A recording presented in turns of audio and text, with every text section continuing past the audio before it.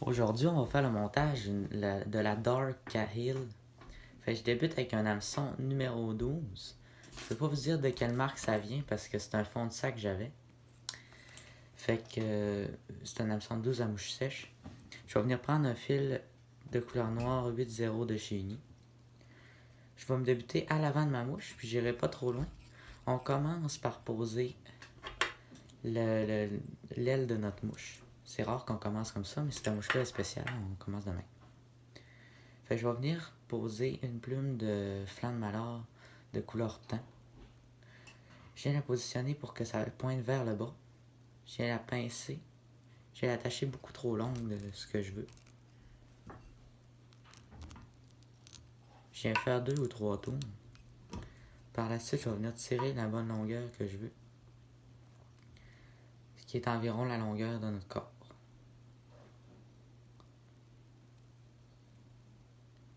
Comme ça. Je viens serrer le tout à cet endroit-là. Je viens m'assurer que ça soit sur le dessus de ma mouche. Et voilà. Comme ceci. Par la suite, je vais venir faire quelques tours à l'avant. Question de barrer mon fil à cet endroit-là. Je vais venir couper le reste de ma plume le plus proche possible de la base. Par la suite, je vais venir relever mon aile en faisant une petite motte à l'avant.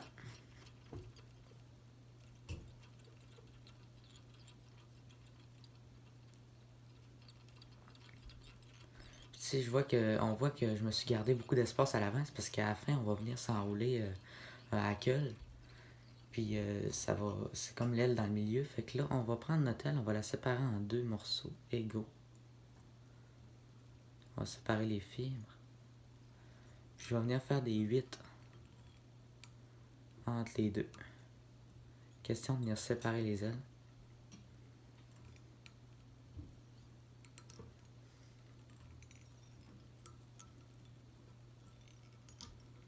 Et voilà, en 2 sections bien distinctes. Je peux venir faire 2 tours seulement sur les fibres. Ça va venir faire un aile qui est beaucoup plus centré. Vous voyez que là, elle est un peu éparpillée, puis là, elle est toute droite. Fait que je vais venir faire la même chose sur mon autre portion de fibre. 2 tours. Des fois, c'est pas évident, parce que ça veut s'en aller. Et voilà. Par la suite, on peut amener notre fil de montage jusqu'à l'arrière.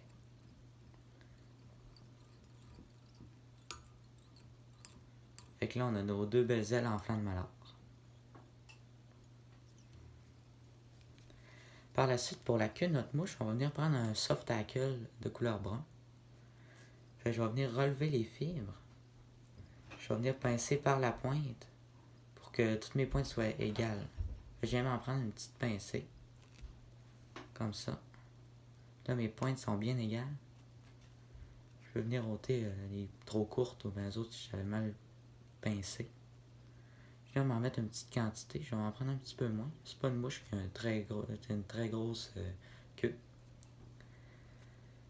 Et voilà, comme ça. Je vais venir mettre la longueur de mon corps environ. Encore. Oh, je l'avais mal attaché. Je m'assure que je l'attache bien sur le dessus de ma mouche.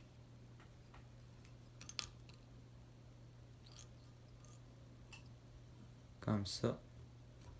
La longueur est déjà bonne. Je vais m'assurer que c'est attaché solidement. Je viens couper la base de mes fibres. On va replacer un peu mes ailes, je les avais accrochées tantôt. Le corps va être fait en dubbing de couleur gris. C'est du dubbing synthétique que j'utilise. Mais vous pouvez également utiliser du dubbing de lièvre blanc ou de... Fait que je viens m'en mettre bonne pincée. Puis je vais venir faire un corps, mais pas trop rempli. Là. On veut pas quelque chose de trop plein. Fait qu'on avance quand même assez rapidement. Mais on s'assure qu'il soit quand même bien serré sur le corps de notre mouche. Fait que tu sais, je vais assez vite C'est pas grave si c'est pas égal. Si on veut quelque chose de quand même translucide dans l'eau.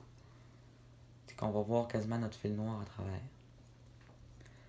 Fait que là, je suis rendu à l'étape de venir attacher mon hackle de couleur brun.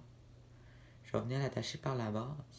Je viens ôter la partie pas bonne de ma plume. Je vais venir l'attacher à cet endroit-là, sur ma mouche. Fait que je vais venir attacher le rachis en avant complètement par la suite. Je peux venir le tenir et faire quelques tours comme ça. Ça va apporter beaucoup de solidité. J'ai coupé l'excédent du rachis. Je peux venir enrouler par la suite mon hackle. Fait qu'on fait des enroulements comme toujours, un à côté de l'autre. Je vais en faire environ 4 ou 5 à l'arrière.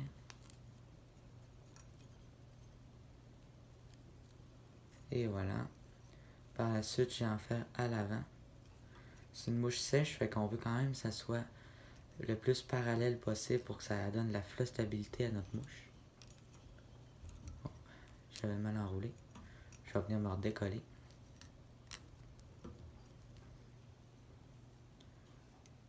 On essaye de ne pas venir attraper trop de fils avec notre hackle. Et comme ça, ça me semble assez bien.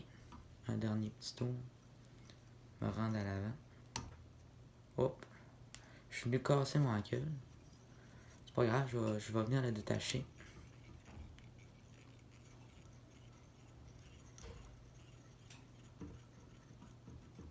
Puis il m'en reste en masse pour venir le rattacher à l'arrière. Ça arrive, c'est moi qui ai tiré un peu trop fort. Fait que je viens dénuder le rachis à la base. Venir l'attacher solidement. À l'arrière.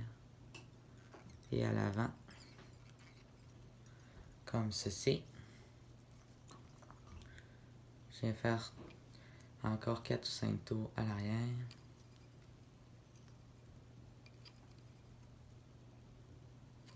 Coller. Je rabats mes plumes vers l'arrière.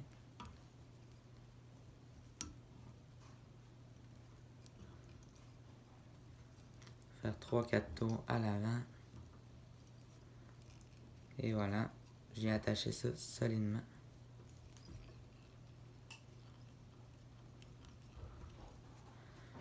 Je peux venir couper l'excédent de ma plume. Comme ça, je rabats toutes mes fibres vers l'arrière. Je vais venir me bâtir une petite tête à ma mouche. Puis notre montage va être terminé.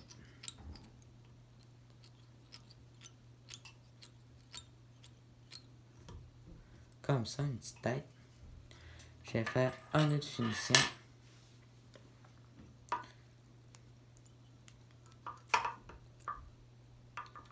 Je peux venir rabattre avant de faire mon nœud de finition. Ça me permet qu'il n'y ait rien dans mes jambes.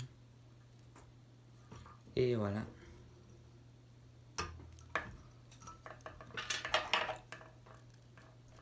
Une petite fibre qui me dérangeait. Je vais venir couper mon fil de montage à cet endroit-là. J'ai apposé une petite goutte de lac pour la finition. Comme ça. Je fais attention à ne pas en mettre dans mes fibres. Dans l'œillet, c'est pas bien grave. On peut venir tout simplement l'essuyer par la suite. Puis ça se casse assez facilement de la laque après en passant un petit cure-dent dedans ou de quoi de main. Fait que notre montage est terminé.